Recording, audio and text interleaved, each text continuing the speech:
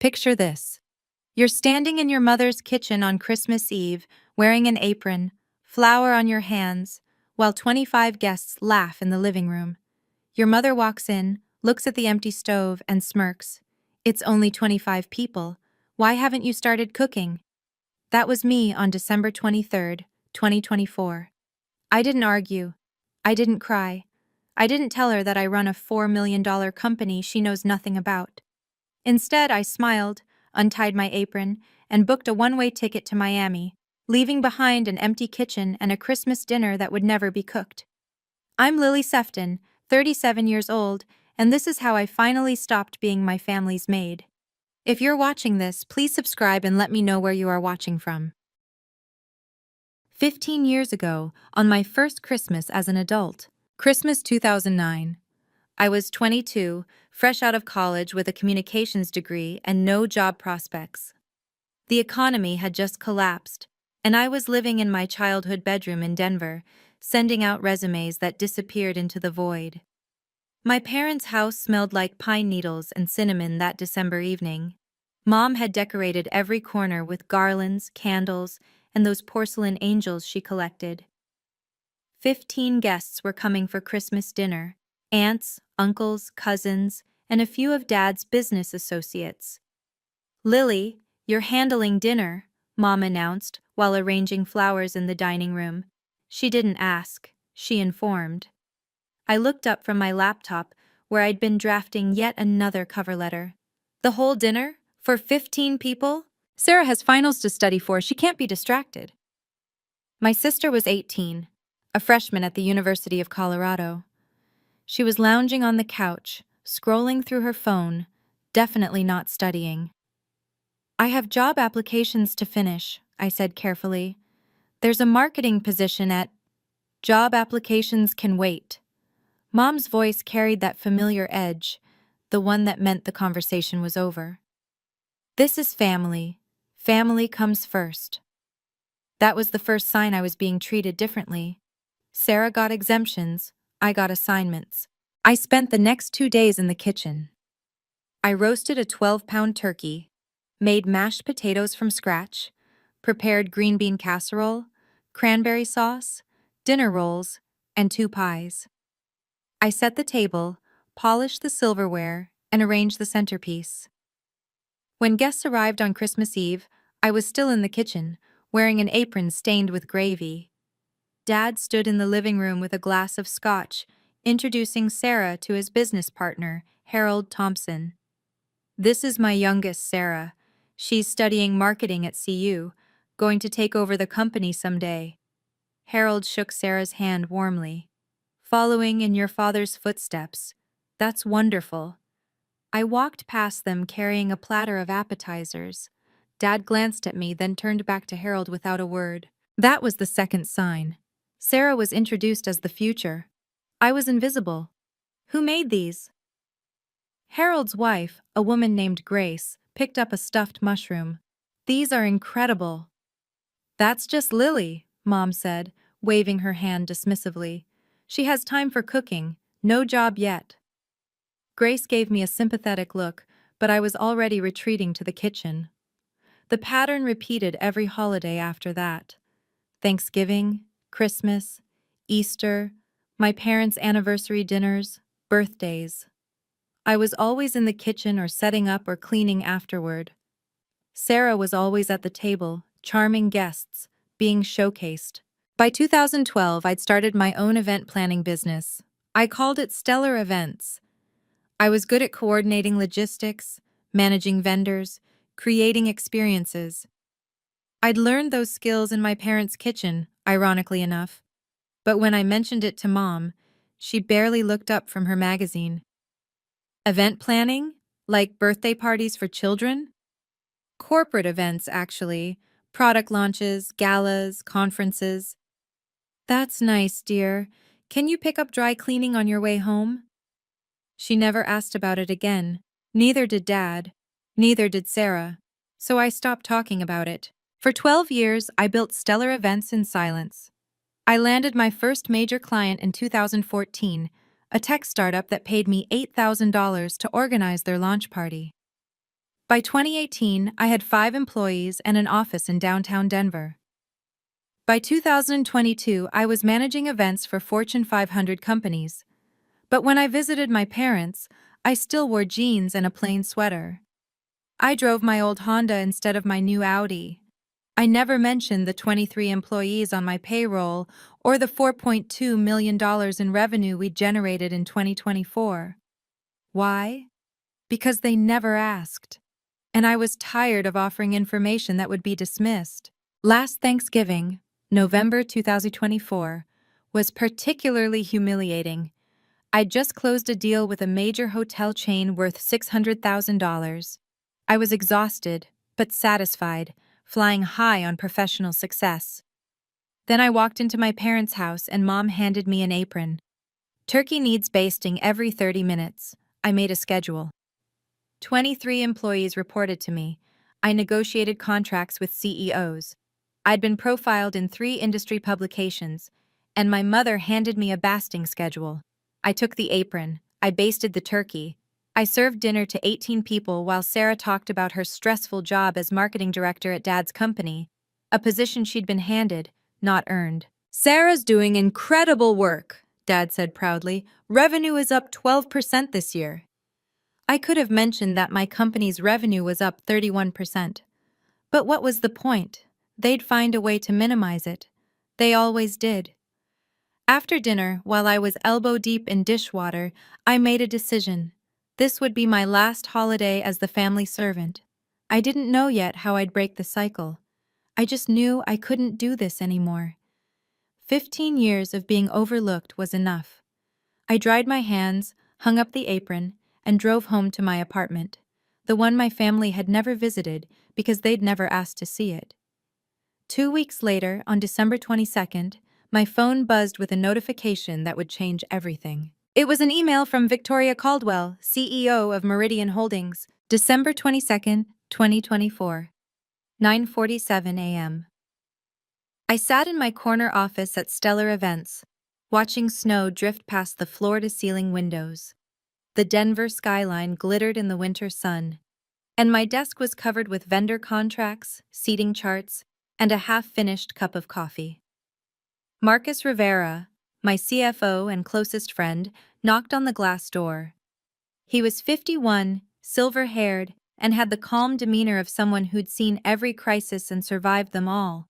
He'd mentored me since 2015, when Stellar was just me and a laptop. "You need to see this," he said, sliding his tablet across my desk. I looked at the screen. An email from Victoria Caldwell, CEO of Meridian Holdings, a hospitality and real estate conglomerate worth $3.8 billion. Subject: Partnership Proposal, Exclusive Event Services, 2025. I read it twice to make sure I wasn't hallucinating.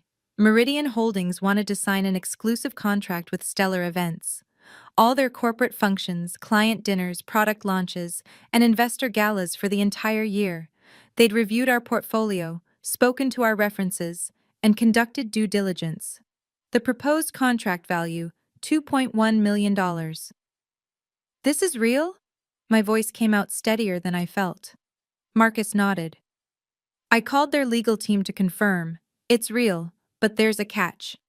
There was always a catch. "Victoria Caldwell wants to meet you in person before signing. She doesn't do business with people she hasn't looked in the eye." Marcus paused. "The meeting is scheduled for December 24th, 11 a.m., at their headquarters in Miami." December 24th, Christmas Eve. "Can we reschedule?"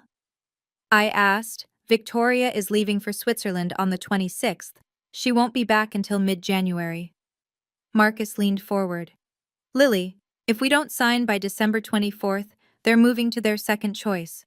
Lux Affairs has been pitching them for months." Lux Affairs, my biggest competitor. They'd been trying to poach my clients all year. I understood the stakes now. This wasn't just a contract, this was a statement. Meridian Holdings was the kind of client that opened doors. Their endorsement would mean referrals to their partners, their investors, their entire network. It would mean expansion into the Florida market.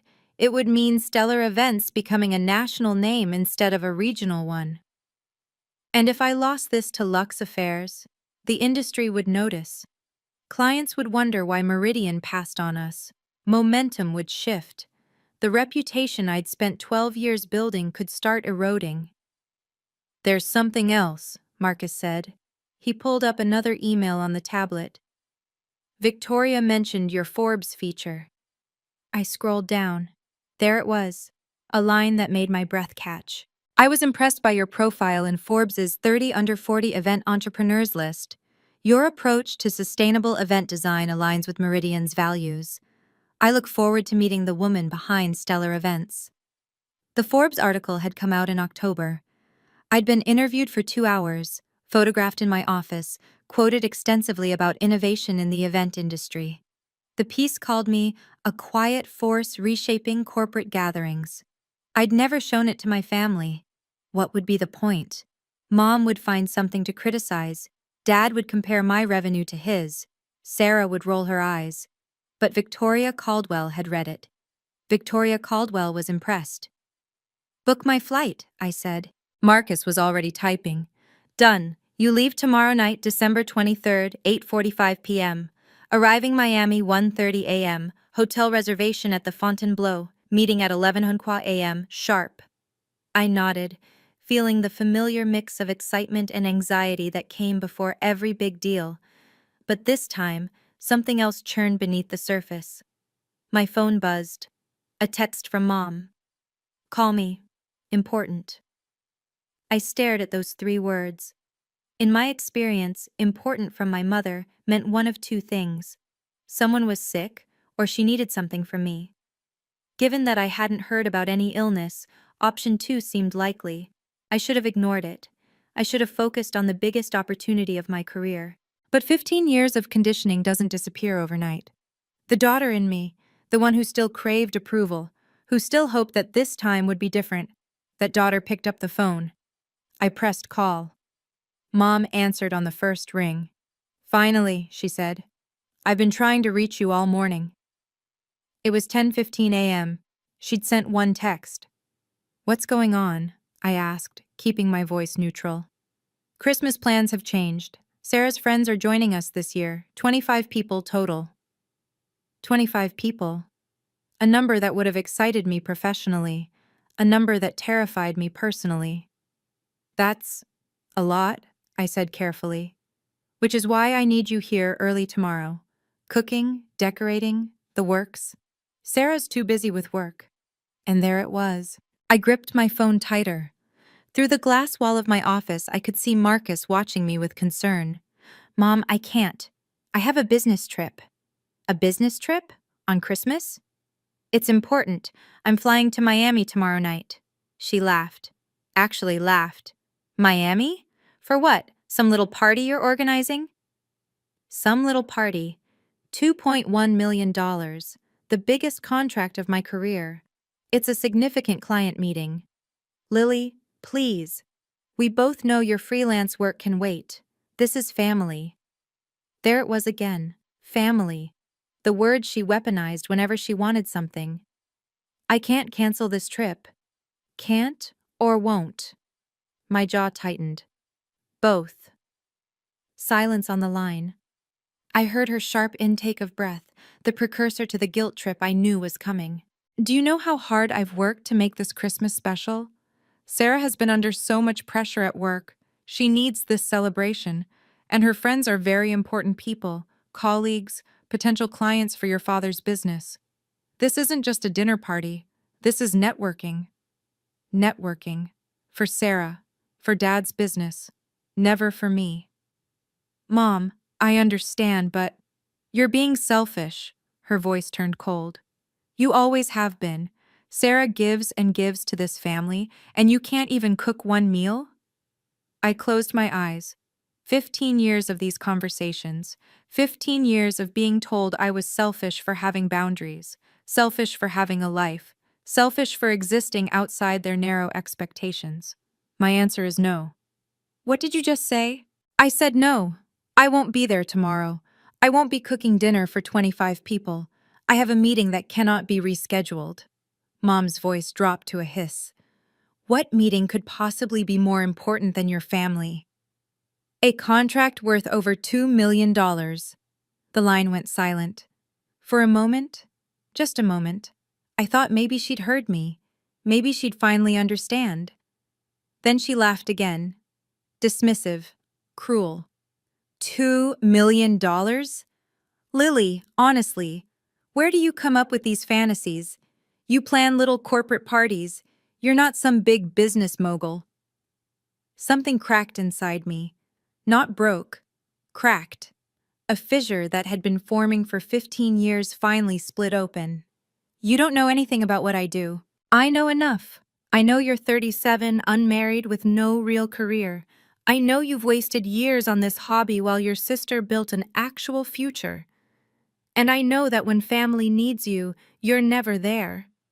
Each word landed like a slap, calculated, precise, designed to wound. Marcus stood up from his desk, watching me through the glass. He'd heard enough of these calls over the years to recognize the pattern. I'm going to Miami, I said quietly. You can figure out the dinner without me. If you walk out on this family, don't bother coming back. I should have felt devastated. Instead, I felt something unexpected. Relief. Goodbye, Mom.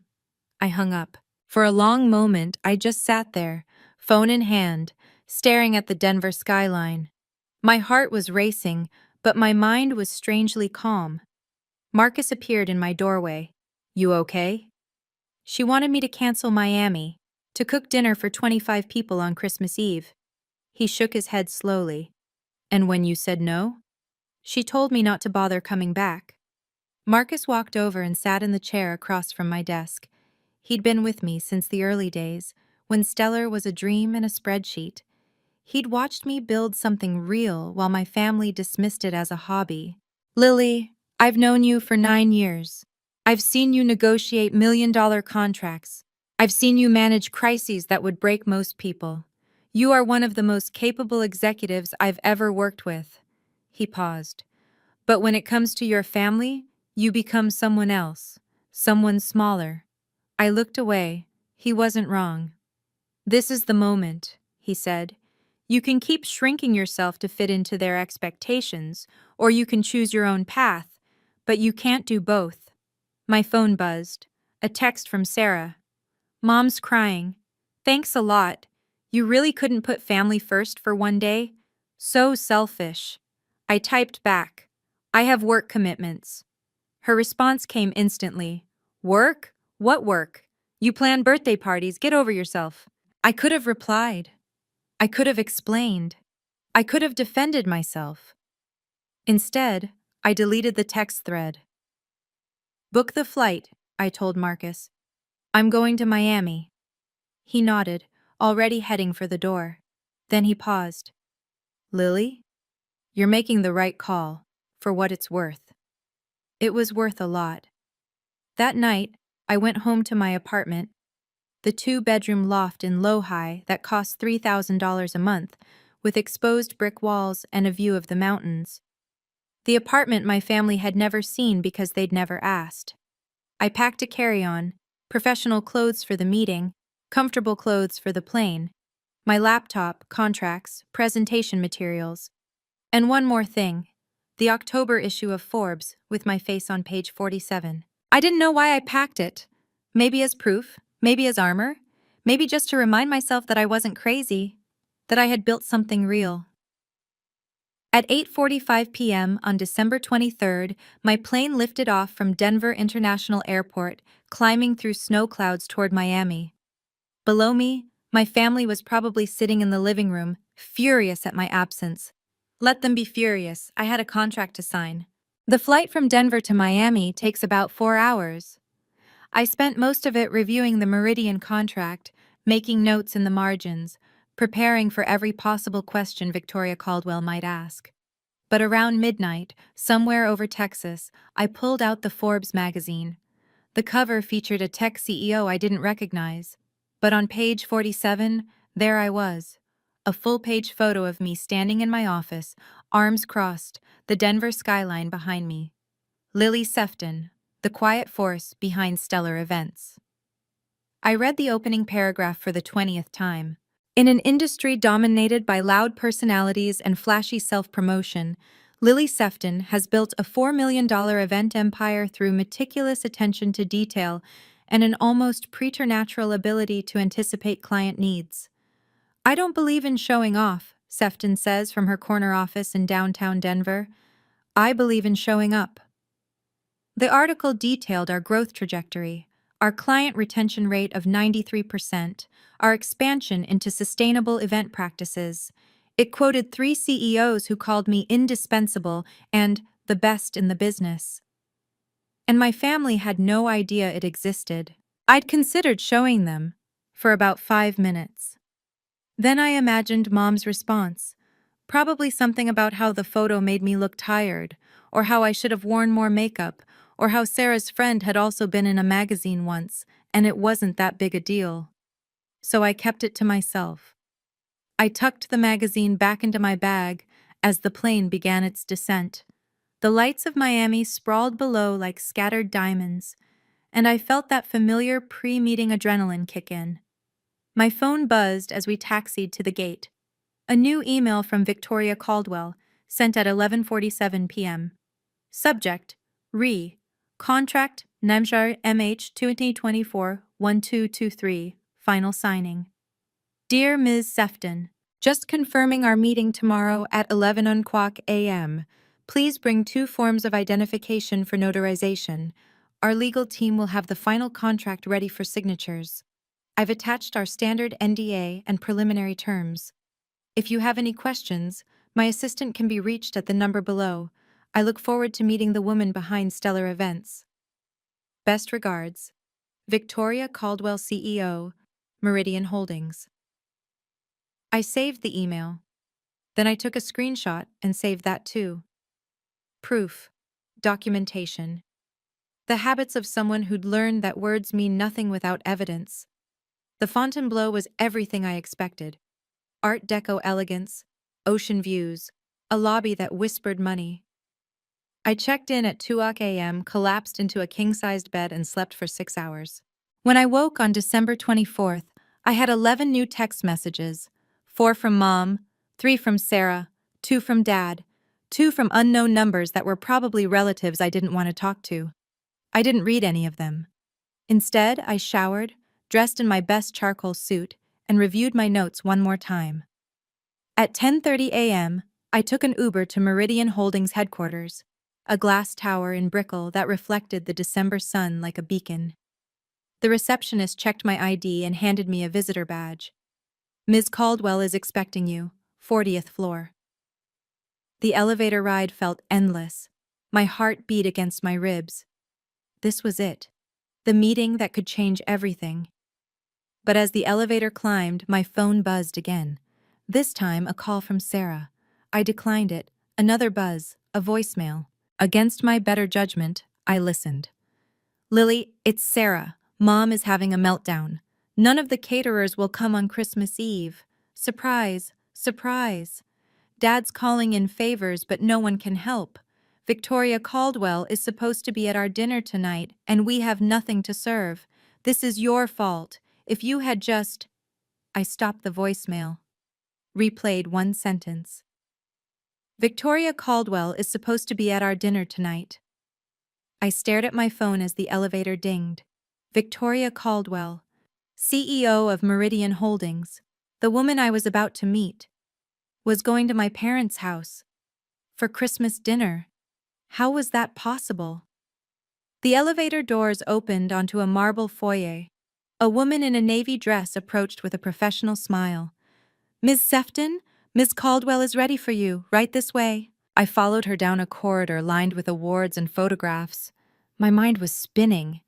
Victoria Caldwell knew my parents, or at least she'd been invited to their dinner, which meant she knew Sarah, or Dad. Someone had connected them, probably through business circles. Denver wasn't that big in certain industries. Did Victoria know I was Richard Sefton's daughter? Did she know that the family she was visiting tonight was the same family I just walked away from? The assistant opened a door to a corner conference room. Floor-to-ceiling windows offered a panoramic view of Biscayne Bay. A long table dominated the space, legal documents spread across its surface. And at the head of the table stood Victoria Caldwell. She was in her early 50s, silver-haired, with the sharp eyes of someone who'd built an empire from nothing. She wore a cream blazer and pearl earrings. Her handshake was firm. "Ms. Sefton, it's a pleasure to finally meet you." "The pleasure is mine, Ms. Caldwell." She gestured to a chair. "Shall we get started? I have a flight to Denver this afternoon." Denver. My stomach tightened. I sat down, opened my folder, and prepared to sign the most important contract of my career. While trying not to think about what would happen when Victoria Caldwell arrived at my parents' house tonight, before I tell you what happened next, I want to pause and ask you something. Have you ever been overlooked by your own family? Have they ever dismissed your success, ignored your achievements, made you feel invisible? If yes, type 1 in the comments. If you've ever stood up for yourself and set boundaries, type 2. And please, if you want to see what happened when Victoria Caldwell walked into my parents' house, hit that like button and subscribe. Now, back to the story. The contract signing took 45 minutes. Victoria Caldwell was thorough. She reviewed every clause, asked pointed questions about our capacity, our vendor relationships, our contingency protocols. I answered each one with the confidence of someone who'd spent 12 years preparing for this moment. At 11:52 a.m., we both signed contract number MH 2024-1223. A photographer captured the moment. Victoria and me shaking hands, the Miami skyline glittering behind us. Her assistant notarized the documents and presented me with my copy in a leather folder embossed with the Meridian Holdings logo. "Welcome to the Meridian family," Victoria said, smiling warmly. "I have a feeling this is going to be an exceptional partnership." I couldn't agree more. We exchanged a few more pleasantries, and then her assistant appeared with a gentle reminder about her flight. "I'm spending Christmas Eve with some business associates in Denver," Victoria mentioned as she gathered her things. "The Seftons, do you know them? Richard runs a construction supply company. His daughter Sarah is quite impressive." My throat tightened. "I've heard of them. Richard is a potential investor for a project we're developing. His wife invited me to their Christmas dinner." She laughed lightly. "Normally I'd decline, but I'm curious about their operation. And I'm told the food is spectacular." The food. The food I was supposed to have cooked. I managed to keep my expression neutral. "I hope you enjoy yourself." Victoria paused at the door, studying me with those sharp eyes. "You know, there's something familiar about you, Ms. Sefton. The name, perhaps. Any relation to the Denver Seftons?" This was the moment. I could have told her. I could have explained that Richard and Margaret were my parents, that Sarah was my sister, that I'd spent 15 years being their unpaid caterer while building the company she'd just invested $2.1 million in, but I didn't. "It's a common name," I said instead. Victoria nodded, seemingly satisfied, and left. I sat in the empty conference room for a long time after she was gone, the signed contract heavy in my hands. She didn't know. She had no idea that the spectacular food at the Sefton Christmas dinner was supposed to have been prepared by me, the woman she'd just signed a major contract with. She didn't know that the family she was about to visit had spent years dismissing my work as a hobby, my career as a joke. And tonight, when she arrived at my parents' house and found no dinner prepared, no caterer hired, no magical spread appearing out of nowhere, what would happen then? A dark part of me wanted to see it, wanted to watch my mother scramble, my father make excuses, my sister's carefully constructed image crumble. But a larger part of me felt something unexpected. Exhaustion. I was tired of the drama, tired of being pulled into their orbit, tired of defining my worth by their reactions. I had what I came for. The contract was signed. My company's future was secured. Whatever happened in Denver tonight was no longer my problem. I flew back that afternoon, landing in Denver at 6:47 p.m., exactly the time the Sefton Christmas dinner was supposed to begin. I took an Uber from the airport to my apartment, ordered Thai food, and turned off my phone. For the first time in 15 years, I spent Christmas Eve alone. And it was peaceful. I didn't know yet what was happening at my parents' house. I wouldn't find out until the next morning. But I can tell you now, because I pieced it together later from accounts by Grace Thompson and two other guests who were there. At 5:30 p.m., Margaret Sefton walked into her kitchen expecting to find the usual: trays of appetizers, a roasting turkey, pots simmering on every burner. Instead, she found nothing. Cold appliances, empty counters, no Lily. "Richard!" Her voice echoed through the house. "Richard!" My father appeared, adjusting his tie. "What's wrong? Where's the food? Where's Lily? I thought you said she was handling it." "She was. She was supposed to be here hours ago." Sarah descended the stairs, dressed in a red cocktail dress. "What's going on? Why are you yelling?" "Your sister abandoned us. There's no dinner." The next hour was chaos. Phone calls to every catering company in Denver, all booked or closed for the holiday. A desperate run to the grocery store, only to find the prepared food section picked clean. My father called in favors with 3 restaurants, all of whom politely declined. By 6 p.m., when guests began arriving, the Sefton dining table held this: 2 store-bought rotisserie chickens, 3 bags of pre-mixed salad, a cheese platter from Costco, and dinner rolls still in their plastic packaging. Grace Thompson, the woman who'd complimented my stuffed mushrooms 15 years ago, stood in the living room surveying the scene. "Margaret, is everything all right? You seem flustered." "Everything's fine." My mother's smile was brittle. "We had a little catering snafu, last-minute changes." 25 guests mingled awkwardly. The house was beautiful, decorated to perfection, but the food told a different story. This wasn't the elegant dinner party my mother had promised. This was a disaster barely concealed by Christmas lights. At 7:15 p.m., Victoria Caldwell arrived. She swept into the living room with the confidence of someone accustomed to commanding attention. Her pearl earrings caught the light as she shook hands with Richard, complimented Margaret's decorations, exchanged pleasantries with Sarah. "Thank you so much for having me," Victoria said warmly. "I've heard wonderful things about your Christmas dinners." Margaret's smile tightened. "Yes, well, this year is a bit different. We had some unexpected challenges." Victoria glanced toward the dining room, where the rotisserie chickens sat in their sad splendor. Her expression remained politely neutral, but I imagined she was silently revising her opinion of the Sefton family's competence. My father steered the conversation toward business. My mother poured wine liberally. My sister worked the room, trying to distract from the obvious. And then Grace Thompson said the words that would unravel everything. She was scrolling through her phone, LinkedIn probably, or maybe Instagram, when she stopped abruptly. "Oh my God," Grace said, loud enough for the group nearby to hear. "Richard, Margaret, come look at this." She held up her phone, showing a LinkedIn post that had been published just hours ago.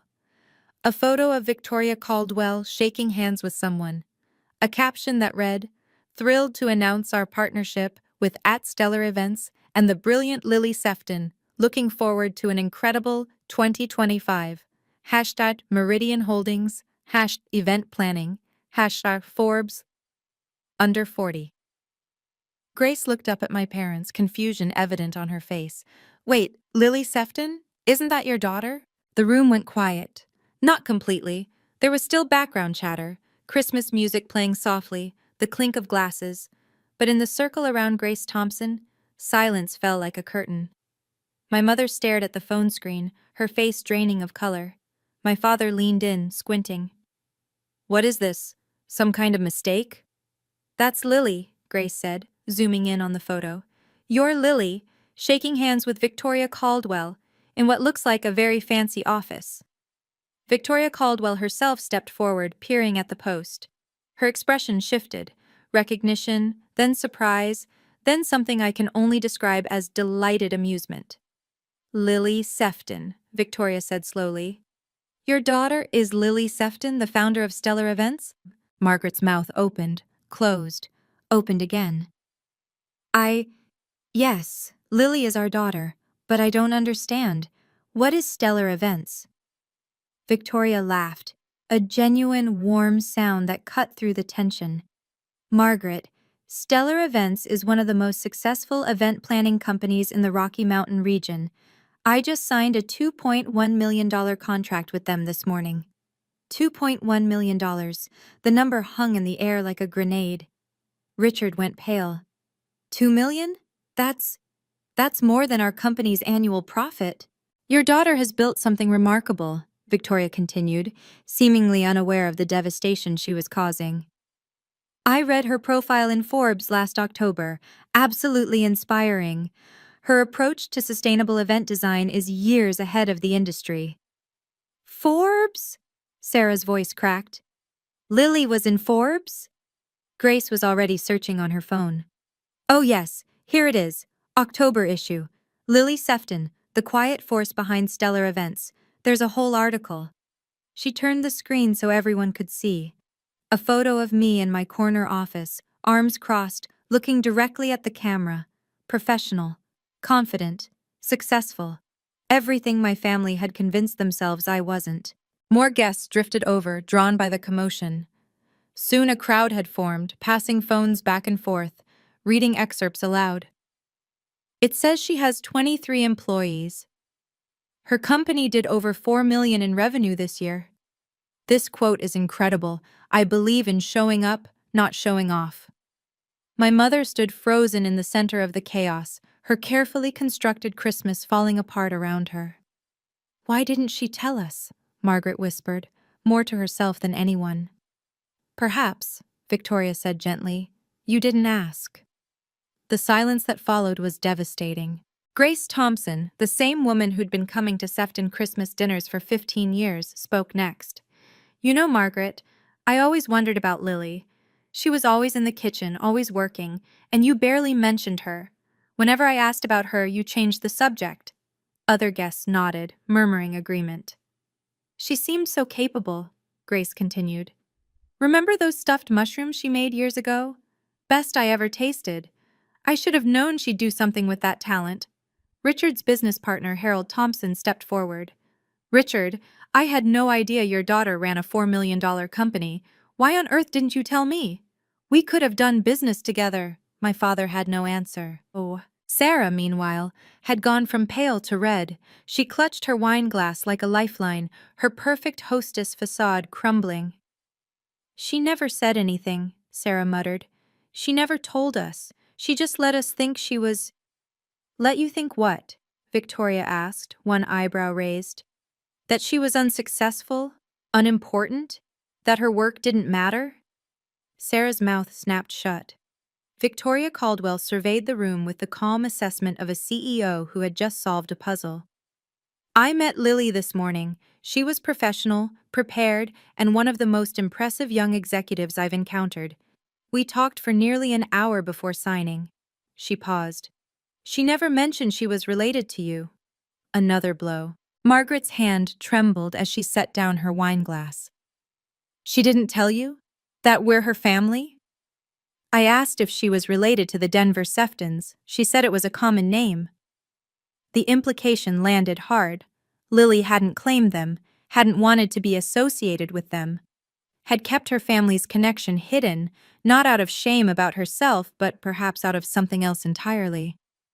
Oh my God, Grace breathed, realization dawning. That's why she's not here tonight. That's why there's no dinner. She was in Miami, signing this contract. While you expected her to cook for 25 people, Harold added, his tone coolly critical. Richard's face had gone from pale to purple. Now wait just a minute, this is a family matter. Is it? Victoria asked. Because from where I'm standing, it looks like you've been treating a very successful businesswoman like household help. And when she finally had an opportunity that mattered, a contract with my company no less, you expected her to prioritize dinner rolls over her career. The silence was absolute. Somewhere in the background, Silent Night played on the sound system. Ironic. Victoria turned to my parents with a pleasant smile that didn't quite reach her eyes. I think I understand now why Lily didn't mention the connection. Please give her my regards when you speak to her. And do thank her for me. If she hadn't stepped away from this dinner, we might never have met today. She set down her untouched wineglass. Now, if you'll excuse me, I have a flight to Switzerland in the morning. Margaret Richard, thank you for the invitation. It was illuminating. She left without looking back. The front door clicked shut behind her, and the room erupted. Guests clustered in groups, whispering about Forbes articles and million-dollar contracts, and the daughter the Seftons never mentioned. My mother sank into a chair, her Christmas party in ruins.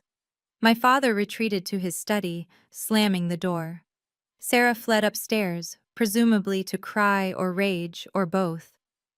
And in my apartment across town, I sat on my couch with pad thai and Netflix, blissfully unaware of the revolution happening in my parents' living room.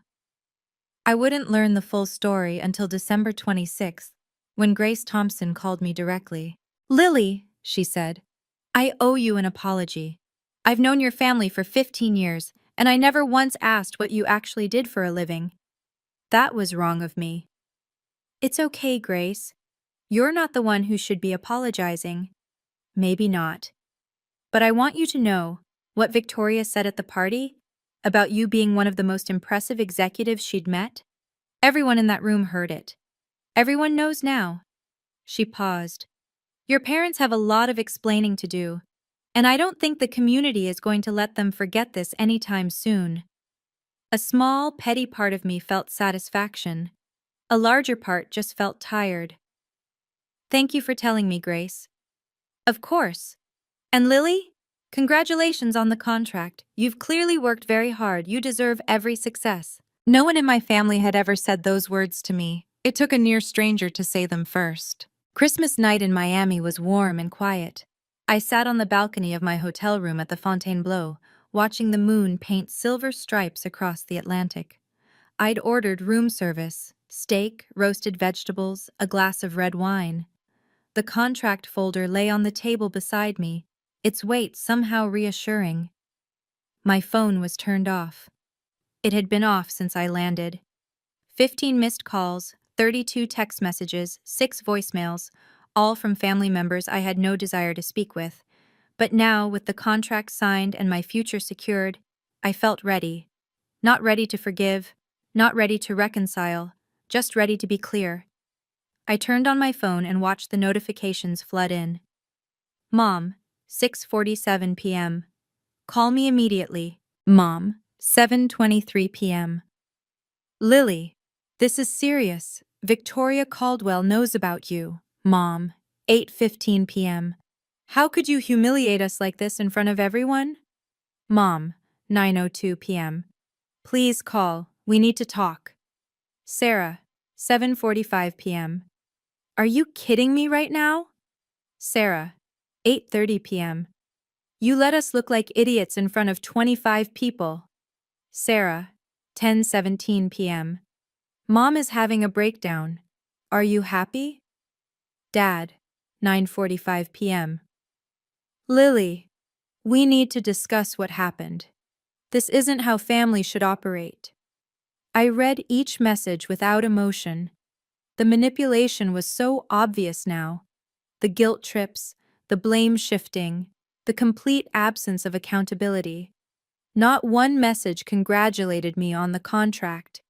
Not one message acknowledged that I had built something worth celebrating. Not one message apologized for years of dismissal. My phone rang. Marcus. "Hey," I answered. "Merry Christmas, Lily. How are you holding up?" "Better than I expected." I took a sip of wine. "The contract is signed. Victoria was incredible." "I heard. She emailed me after the meeting, said you were even more impressive in person than on paper." He paused. "I also heard about what happened in Denver. News travels fast." Victoria's assistant sent a message to our team. Apparently, the Sefton Christmas dinner was quite the spectacle. I laughed. A real laugh, maybe the first one in days. I can only imagine. Lily, listen, you made the right call. You chose your career, your company, your future. You don't owe them anything. I know. And for the first time, I actually believed it. After we hung up, I opened my laptop and began drafting an email. Not a rant, not an accusation, just a clear, professional statement, the kind I would send to a difficult client. 2. Richard Sefton, Margaret Sefton, Sarah Sefton. Subject: regarding Christmas and going forward. I typed slowly, choosing each word with care. I signed a contract with Meridian Holdings today for $2.1 million. This is why I was not at Christmas dinner. For 15 years, I have cooked and cleaned for every family gathering while my career was dismissed as a hobby. When I told Mom I had an important meeting, she laughed. When I set a boundary, I was called selfish. I am not selfish for prioritizing my work. I am not ungrateful for having standards. I am not a failure because my success doesn't fit your definition. I will not apologize for choosing myself. I am open to rebuilding our relationship, but only under certain conditions. I will no longer be treated as the family caterer. I will be respected as an equal member of this family. My career will be acknowledged, not dismissed. If these conditions are unacceptable, I understand. But I will not return to the way things were. I will reach out when I am ready to talk. Lily. I read it 3 times, revised one sentence, then hit send. For a long moment, I just sat there, watching the waves. No one replied that night. I didn't expect them to.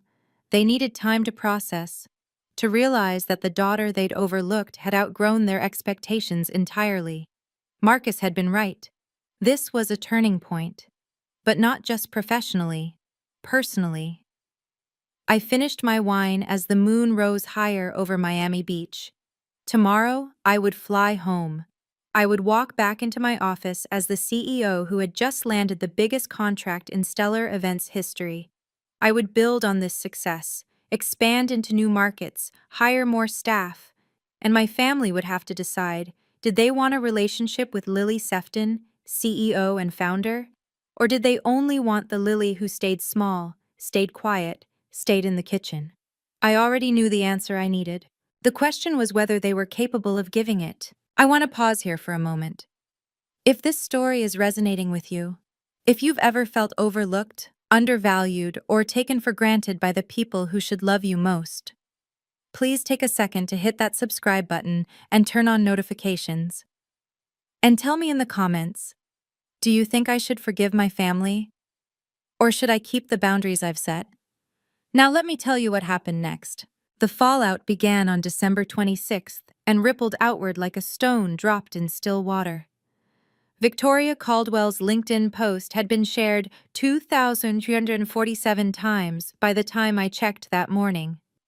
The comments section was filled with congratulations, industry connections reaching out, potential clients expressing interest.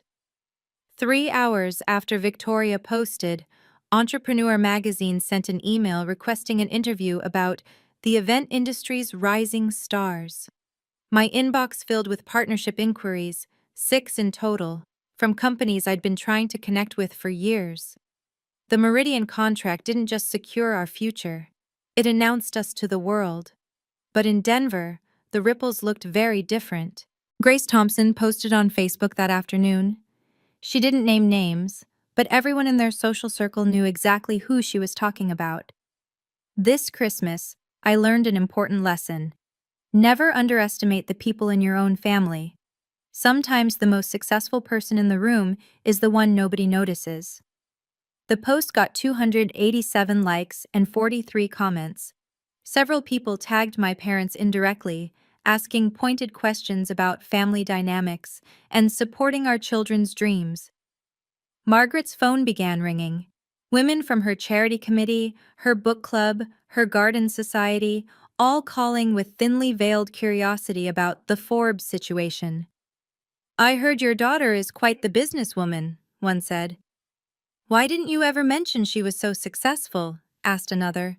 My mother had spent years cultivating an image: devoted wife, supportive mother, pillar of the community.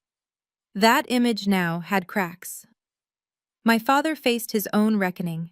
Harold Thompson, Grace's husband and Richard's longtime business associate, called on December 27th. "Richard, I've been thinking about that expansion project we discussed. I'd like to bring in an event planning partner for the launch celebration." "Of course," my father said, likely sensing an opportunity. "Who did you have in mind?" "Lily's company, Stellar Events. I saw her Forbes profile. Very impressive." Silence. "I was hoping you could make an introduction," Harold continued. "I'll reach out to her directly, of course, but I thought family connections might help." My father, who had never once introduced me to a business contact, who had spent 15 years treating my career as invisible, was now being asked to facilitate an introduction. "I'll see what I can do," he said. But Harold didn't wait. He found my business email and sent a formal inquiry that afternoon. I responded within 2 hours with a proposal. Richard Sefton wasn't the gatekeeper anymore. Sarah's situation was more complex and more satisfying, if I'm being honest. She had spent months cultivating a relationship with Meridian Holdings, hoping to position Dad's company as a supplier for their Denver developments. She'd attended networking events, sent strategic emails, positioned herself as the family's business ambassador. None of it mattered now. On December 28th, Sarah reached out to Victoria Caldwell's office requesting a follow-up meeting about potential partnership opportunities. Victoria's assistant responded with a polite but firm message. "Ms. Caldwell's schedule is fully committed through Q1. For future inquiries, please direct your correspondence to our standard vendor application process." Translation: You're not a priority. Sarah had spent years riding the wave of parental favoritism, assuming that her position as the successful daughter was secure. Now, in the space of 72 hours, that identity had been shattered. I didn't feel joy at her pain, but I'd be lying if I said I felt sorry. As for me, the professional momentum was undeniable. By December 30th, I had confirmed 3 new client meetings for January, received 2 job offers from competing firms, both of which I declined, been contacted by a literary agent who thought my story of entrepreneurial perseverance could make a compelling memoir. Projected a 35% revenue increase for 2025 based on the Meridian contract alone. Marcus summarized it perfectly during our video call that morning. "Lily, you've been working toward this moment for 12 years. Every late night, every difficult client, every sacrifice. It led here. You deserve this." I believed him. Finally.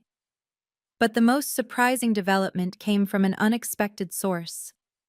On December 29th, a letter arrived at my apartment. Not an email, an actual handwritten letter, sent via overnight delivery. The return address was my parents' house. The handwriting was my father's. I almost didn't open it. What could he possibly say that would matter? But curiosity won. "Dear Lily, I've spent the last 4 days trying to understand how I missed what was right in front of me. You built a company, a real company, with employees and clients and revenue that exceeds my own. And I didn't know. Because I never asked. I told myself I was a good father. I told myself I supported both my daughters. But the truth is, I saw what I expected to see. I expected Sarah to succeed, so I looked for her successes. I expected you to struggle, so that's all I saw. I was wrong, deeply, terribly wrong. I don't expect forgiveness. I haven't earned it. But I want you to know that I see you now. I see what you've accomplished, and I am proud, belatedly, inadequately, but genuinely proud of the woman you've become. If you're willing, I would like the chance to learn about Stellar Events, to understand your work, to know my daughter. Whatever you decide, I will respect it. Your father, Richard." I read the letter 3 times, then I set it on my kitchen counter and made coffee. I wasn't ready to respond. Not yet. A letter didn't erase 15 years, words didn't undo actions, but it was at least a start. New Year's Eve, 2024, December 31st. I stood at my apartment window, watching fireworks explode over downtown Denver. The city glittered with celebration, the last minutes of a year that had changed everything. My phone sat on the counter, silent for once. I'd set new boundaries there too, muting group chats, declining calls I wasn't ready for, responding on my own timeline rather than theirs. The letter from my father still lay where I'd left it, next to my coffee maker. I'd read it a dozen times in the past 2 days. Each time, I felt something different: anger, sadness, hope, skepticism. Finally, at 11:47 p.m., I picked up my phone and called him. He answered on the first ring. "Lily?" "Hi, Dad." A long pause. I could hear my mother in the background asking who was calling. He didn't answer her. "Thank you for calling," he said finally. "I didn't expect. I wasn't sure you would." I almost didn't. I kept my voice steady, professional. "But I've been thinking about what comes next." "So have I." "Dad, I'm willing to try. To rebuild something, but not the way things were." "I understand." "I mean it. No more being the family caterer, no more dismissing my work, no more treating me like I'm invisible while Sarah gets the spotlight." I took a breath. "If I come to family events, I come as a guest, an equal, not as staff. That's fair, more than fair. And I need you to actually ask about my life, not just assume you know. Ask about my company, my clients, my goals. Be interested." Another pause. When he spoke again, his voice was rougher. "I should have been doing that all along." "Yes, you should have." The silence stretched between us, filled with 15 years of things left unsaid. But for the first time, it didn't feel hostile. Just tired. "Your mother," Dad said carefully, "is struggling with this. She's not ready to admit she was wrong. Not yet." "I know."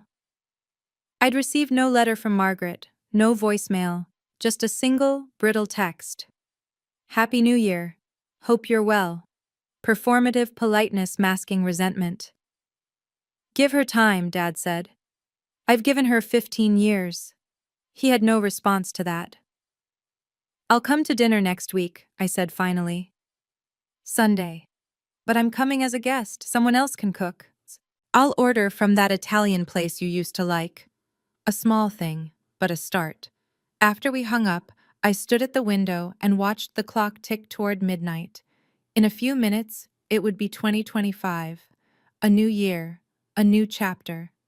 Victoria Caldwell's contract was signed. Harold Thompson's proposal was in my inbox. Entrepreneur magazine wanted an interview. My company was poised for its biggest year yet. And my family, the people who had overlooked me for so long, finally saw me. Not because I'd forced them to, not because I'd screamed or fought or demanded, but because I'd walked away, because I'd chosen myself, because I'd let success speak louder than any argument ever could. There's a quote I love. I don't remember who said it. "The best revenge is massive success." But I don't think of it as revenge anymore. Revenge implies you're still focused on the people who hurt you, still measuring your worth by their standards, still trying to prove something to them. What I did wasn't revenge. It was self-respect. The fireworks reached their crescendo at midnight. My phone buzzed with a text from Marcus. "Happy New Year, boss. 2025 is going to be incredible." I typed back, "You're right, it already is." Then I opened a new document on my laptop and started planning. Not the next client event, not the next contract negotiation, my boundaries. Written out clearly, professionally, the way I would outline any business agreement. I will attend family gatherings as a guest, not a servant. I will not accept disrespect disguised as humor. I will not apologize for prioritizing my career. I will be treated as an equal, or I will not participate. I will respond to genuine attempts at connection and ignore manipulation. My time and energy are valuable. I will spend them accordingly. Simple rules, clear expectations, the kind of boundaries I should have set 15 years ago. But here's what I've learned. It's never too late. You're never too old, too far along, too entrenched to change the pattern. The moment you decide you deserve better is the moment everything shifts. My parents are not perfect. They may never fully understand what they did wrong or how much it cost me. Sarah may never apologize. But that's not my problem anymore. My problem is building the life I want, the career I've earned, the relationships I choose. And that's exactly what I'm going to do. So that's my story.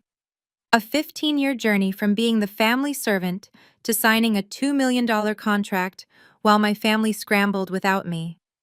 If you've ever felt overlooked, dismissed, or taken for granted, I want you to know that your success is waiting. It doesn't require their approval. It doesn't require their acknowledgement. It only requires you to bet on yourself. Thank you for watching. Thank you for staying with me through this story. If you've ever been overlooked by the people who should love you most, I want you to know you deserve respect. You deserve to be seen. Please subscribe to this channel and check the description for more stories about setting boundaries and finding your worth. And leave a comment telling me, have you ever had to choose yourself over family expectations? Until next time.